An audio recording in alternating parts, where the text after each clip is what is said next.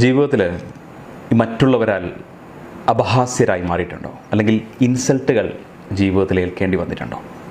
അങ്ങനെയാണ് ഒരു പിച്ചക്കാരൻ്റെ കഥ നിർബന്ധമായിട്ട് നിങ്ങൾ കേൾക്കണം. ഒരു മാർക്കറ്റ് സ്ക്വയറിൽ വെച്ചിട്ട് മറ്റെല്ലാവരും നോക്കി നിൽക്കെ ഒരു വ്യക്തി പിച്ചക്കാരനെ പരസ്യമായി അപമാനിച്ചുകൊണ്ടിരിക്കുകയാണ്.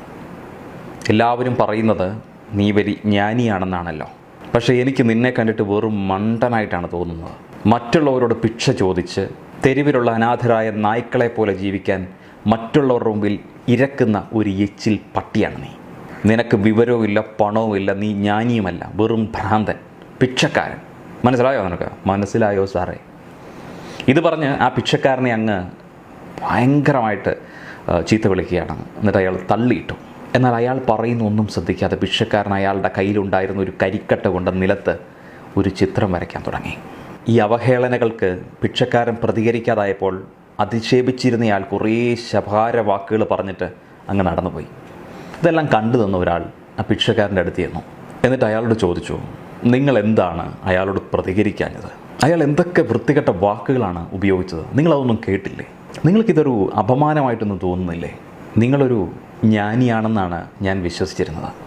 എന്നാൽ നിങ്ങളുടെ ഈ മൗനം എന്നെ സംശയത്തിലാക്കുന്നു. എന്തുകൊണ്ടാണ് നിങ്ങൾ അയാളോടൊന്നും പറയാതിരുന്നത്? ഭിക്ഷക്കാരൻ ഇങ്ങനെ പുഞ്ചിരിച്ചുകൊണ്ട് അയാളോട് എന്നെ അനുഗമിക്കാനായിട്ട് പറഞ്ഞു. അവിടെ അടുത്തുണ്ടായിരുന്ന ഒരു ചെളിക്കുഴിയുടെ അടുത്തേക്ക് കൊണ്ടുപോയി അവിടെ കൊണ്ടെങ്കിൽ നിർത്തിട്ടു.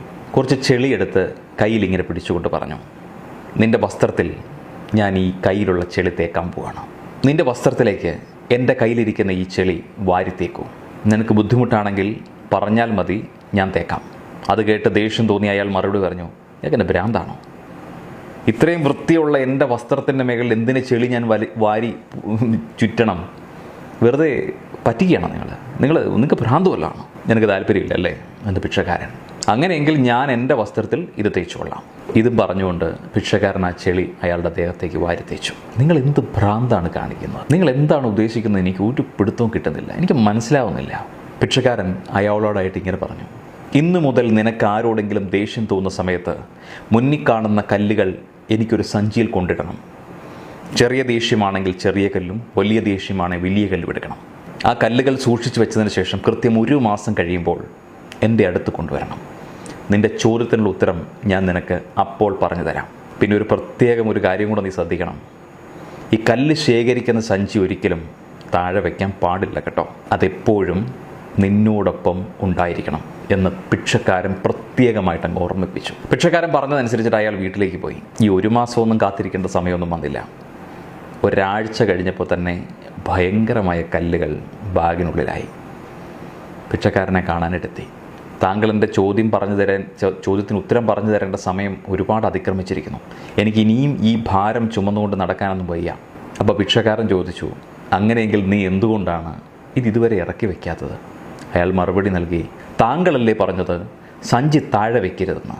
അങ്ങനെയെങ്കിൽ ഇനി താഴെ വെച്ചോളൂ. ഭിക്ഷക്കാരൻ അയാളോട് ചോദിച്ചു, ഇപ്പം എങ്ങനെയുണ്ട്? ഇപ്പോഴാണ് ആശ്വാസമായത്. വല്ലാത്തൊരു സമാധാനം അനുഭവപ്പെടുന്നുണ്ട്. ഇപ്പോൾ ഭാരങ്ങളൊന്നുമില്ല, ഞാൻ സ്വതന്ത്രനാണ്. അന്ന് ഞാൻ നിങ്ങളെ ഒരു ചെളിക്കുഴിയുടെ അടുത്തേക്ക് കൊണ്ടുപോയിരുന്നു.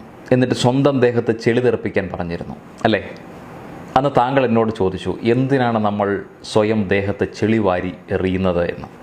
അതുപോലെ ഓരോ കല്ലും സഞ്ചിയിലിട്ട് അതും പേര് നടക്കാൻ ഞാൻ പറഞ്ഞിരുന്നു. താങ്കൾക്ക് ദേഷ്യം വരുന്നതിനനുസരിച്ചിട്ട് സഞ്ചിയിലെ കല്ലുകളും താങ്കളുടെ പുറത്തുള്ള ഭാരവും ഒക്കെ കൂടി വന്നു. ആ ഭാരം വേണോ വേണ്ടയോ എന്നത് തികച്ചും നിങ്ങളുടെ തീരുമാനമായിരുന്നു. അത് ഉപേക്ഷിച്ചപ്പോൾ ഭാരവും ഒഴിഞ്ഞു, നിങ്ങൾക്ക് സമാധാനവും കൈവന്നു.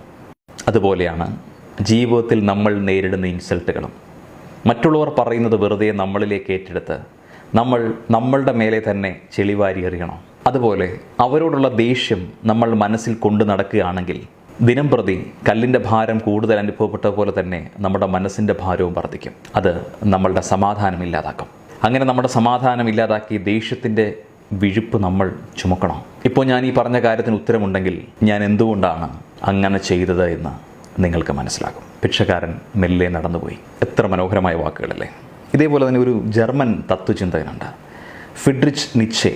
അദ്ദേഹം പറഞ്ഞൊരു വാക്കുണ്ട്, സാധാരണയായി പല ആളുകൾക്കും അവർക്ക് ചെയ്യാൻ കഴിയാത്ത കാര്യങ്ങൾ വരുമ്പോൾ ചെയ്യുന്നവരെ വിലയിരുത്തുകയും അപമാനിക്കുകയും ചെയ്യുന്നു. അത് പതിവാണ്. അതായത് ഒരിക്കലും അവർക്ക് തുല്യരാകാൻ കഴിയാത്ത ആളുകളോട് അവർ വഴക്കിന് പോകുന്നു എന്ന് ചുരുക്കം.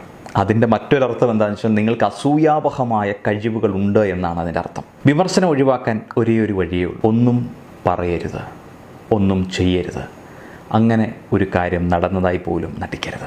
അപമാനങ്ങൾ അവഗണിക്കണോ, അതോ ആ അപമാനത്തിൻ്റെ ഭാരം നിങ്ങളോടൊപ്പം കൊണ്ടുവന്ന് നിങ്ങളത് ചുമന്ന് എപ്പോഴും അത് ചിന്തിച്ചുകൊണ്ട് നടക്കണോ? ഒരാൾ നിങ്ങളെ വിമർശിക്കുകയാണെങ്കിൽ അതിനർത്ഥം നിങ്ങൾ ചെയ്യുന്നത് ശരിയായ കാര്യമാണ് എന്നാണ്. തന്നേക്കാൾ സ്മാർട്ടായ ആളുകളെ ആക്രമിക്കാനായിട്ട് കാത്തു നിൽക്കുന്ന ഒരുപാട് പേരുണ്ട്. നിങ്ങളെ ആളുകൾ അപമാനിക്കാൻ ശ്രമിക്കുമ്പോൾ മനസ്സിലാക്കുക, ബുദ്ധിമാനായ, മറ്റുള്ളവരെക്കാൾ കഴിവുള്ള, മറ്റുള്ളവർക്ക് അസൂയ തോന്നുന്ന വ്യക്തിയാണ് നിങ്ങൾ എന്ന്. ഒരു അമേരിക്കൻ എഴുത്തുകാരനായ റോബർട്ട് ഹെൻലൻ അദ്ദേഹം പറയുന്നൊരു വാക്കുണ്ട്, ഇൻസൾട്ട് മദ്യം പോലെയാണ്. അത് നമ്മുടെ ഉള്ളിലേക്ക് എടുക്കുമ്പോൾ മാത്രമേ അത് പ്രവർത്തിക്കുകയുള്ളൂ, അല്ലാതെ അത് അവിടെ അങ്ങിരിക്കും. ഇൻസൾട്ട് ഉള്ളിലേക്കെടുത്ത് സ്വയം ഇല്ലാതാകണോ, അതോ അതിനെ അവഗണിച്ച് ജീവിതത്തിൽ മുന്നേറണോ എന്നത് തികച്ചും നിങ്ങളുടെ തീരുമാനമാണ്, നിങ്ങളുടെ തിരഞ്ഞെടുപ്പാണ്.